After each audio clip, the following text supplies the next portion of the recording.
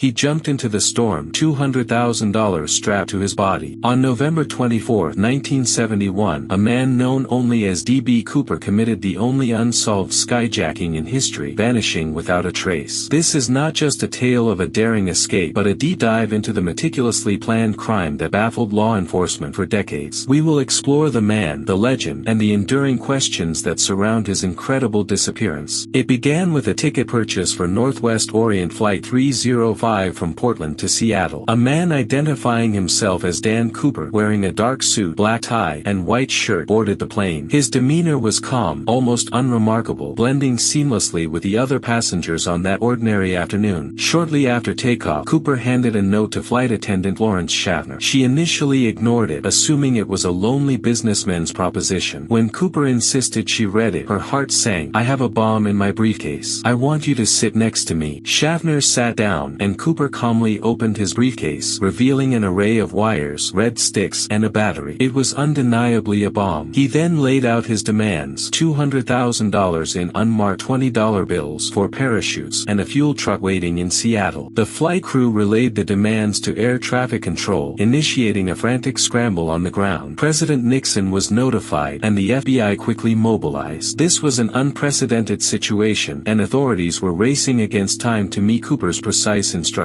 Upon landing in Seattle, Cooper allowed the passengers to deplane in exchange for the ransom and parachutes. He kept several flight attendants and the pilots on board. The exchange took place smoothly, under the watchful eyes of the FBI, who could do little but comply. With the money and parachutes secured, Cooper ordered the plane to refuel and take off again, this time heading south towards Mexico City. His instructions were specific: fly below 10,000 feet, gear down, and flaps at 15 degrees, a speed that would make a jump feasible. 2 F-106 fighter jets were scrambled to shadow the plane, but Cooper was aware of the risks. He made sure the flight path was complex, flying over remote, rugged terrain in the Pacific Northwest. The weather was deteriorating rapidly, adding another layer of danger. Somewhere between Seattle and Reno, at approximately 8:13 p.m., Cooper lowered the aft stairs of the Boeing 727. The flight crew, confined to the cockpit, felt a subtle shift in pressure. A red warning light flashed on the cockpit panel, indicating the stairs were open. He had strapped 2 of the parachutes to himself, one on his front and one on his back, and secured the money in a bag. He then stepped out into the howling wind and plummeting rain. The temperature was near freezing, and visibility was almost zero. The precise location of his jump has been a subject of intense debate for decades. The flight path was over dense forests, treacherous mountains, and unforgiving rivers. This was not a soft landing, even for an experienced skydiver. After his jump, the plane landed safely in Reno, Nevada. The remaining crew members were safe, but the mystery of Cooper's disappearance had just begun. The FBI launched an immediate and massive manhunt, codenamed Norjack, involving hundreds of agents. The search area was vast, covering thousands of square miles of rugged terrain. Ground searches, aerial surveys, and even military involvement yielded no trace of Cooper, his parachutes, or the money. It was as if he had simply vanished into thin air. The FBI theorized that Cooper likely died upon impact, unprepared for the extreme conditions and the rough landing. He had jumped into a severe storm, in the dark, over a densely wooded area. The odds of survival seemed incredibly slim, yet the lack of any body or definitive evidence fueled speculation that he might have survived. Could he have been an expert survivalist, meticulously planning every aspect of his escape, including the harsh landing zone? The FBI identified several key pieces of evidence left behind on the plane: his black tie, a tie clip, and 8 cigarette butts. These items became crucial for forensic analysis, offering the only physical links to the elusive skyjacker. Years of investigations followed, with numerous potential suspects emerging. One of the most prominent was Richard McCoy Jr., a former Green Beret and experienced skydiver who executed a similar skyjacking just months after Cooper's. But McCoy had a solid alibi for Thanksgiving 1971. Another intriguing theory pointed to Kenneth Christensen, a former paratrooper and Northwest Airlines purser who bore a striking resemblance to witness descriptions. He allegedly confessed to his brother on his deathbed, but direct evidence remained elusive. The case remained cold for nearly a decade until 1980, when a boy named Brian Ingram discovered bundles of $20 bills near the Columbia River, north of Vancouver, Washington. The money was confirmed to be part of the Cooper ransom. This discovery, known as the Tina Bar find, reignited the investigation and shifted the potential landing zone. The money was found downstream from the likely drop zone, unknown, suggesting it had been carried by the river. But how did it get there? The money was heavily degraded, suggesting it had been exposed to water for a long time. This led to a new theory. Cooper may have landed near a tributary, and the money washed into the Columbia River. But what about Cooper himself? The Tina Bar discovery presented a conundrum. If Cooper had survived and buried the money, why would it be found in a riverbed? Could he have died and the money simply remained in his possession until it was washed away? Further analysis of the ransom money revealed microscopic organisms, suggesting it had been in fresh water. This detail proved crucial, narrowing down the potential hydrological paths the money could have taken to reach Tina Bar. One compelling theory suggests Cooper was a former military paratrooper, perhaps even a veteran of the Vietnam War. His knowledge of parachutes, his calm demeanor, and his specific demands point to someone with specialized training. However, the parachutes he requested were not military grade. He also neglected to ask for a reserve parachute, a critical oversight for even an amateur skydiver. This discrepancy throws a wrench into the expert theory. Could D.B. Cooper have been an aerospace engineer or someone intimately familiar with the Boeing 727? His precise instructions about the plane's speed and flap settings suggest a deep understanding of its capabilities and limitations. Another intriguing angle explores the possibility of an inside job. Could Cooper have had an accomplice on the ground, or even within the airline itself, providing him with critical intelligence and a means of escape after landing? The FBI officially suspended active investigation into the Cooper case in 2016, citing a lack of new credible leads. However, they continue to accept and review any physical evidence that emerges, leaving the file open. My own theory leans towards a grim but perhaps more realistic conclusion. D.B. Cooper was likely an individual with some, but not expert, knowledge of skydiving and aircraft, driven by desperate circumstances. The lack of a reserve parachute and his jump into such extreme weather conditions suggest either overconfidence or a profound misjudgment. He overestimated his abilities or underestimated the unforgiving power of nature. The Tina Bar money discovery supports the idea that he likely perished. The money's degraded state indicates prolonged exposure to water, consistent with being swept away from a landing site near a river or tributary. Perhaps Cooper landed, injured himself severely, and the money was dislodged and carried downstream. His body, if it ever surfaces, would likely be found in a remote, inaccessible part of the vast wilderness. The absence of his body is not entirely surprising, given the sheer scale and ruggedness of the Pacific Northwest terrain. Many individuals have vanished in these areas without a trace. He became a folk hero to some, a symbol of rebellion against the system, while for others, he remains a criminal who got away. His legend, however, is built on a foundation of unanswered questions. The D.B. Cooper case continues to fascinate because it challenges our assumptions about crime and justice. A man simply vanished, leaving behind only tantalizing clues and an enduring mystery. What motivated him? Was it pure desperation, a thrill-seeking gamble, or a meticulously planned, almost theatrical, act of defiance? The truth remains elusive, hidden in the dark skies over Washington. The case of D.B. Cooper serves as a stark reminder that some mysteries are simply too vast, too complex, to ever be fully unraveled. His story is etched into the annals of unsolved crime, a phantom in the skies. What do you believe happened to D.B. Cooper after he jumped from that plane? Was he an expert who escaped, or did the wilderness claim him? Share your theories in the comments below. We read every one. Backhand index pointing down. If you are captivated by the unexplained and the chilling tales of human enigma, make sure to subscribe to Mind Unlocked for more in-depth explorations of unsolved mysteries. Join our community and unlock the secrets with us.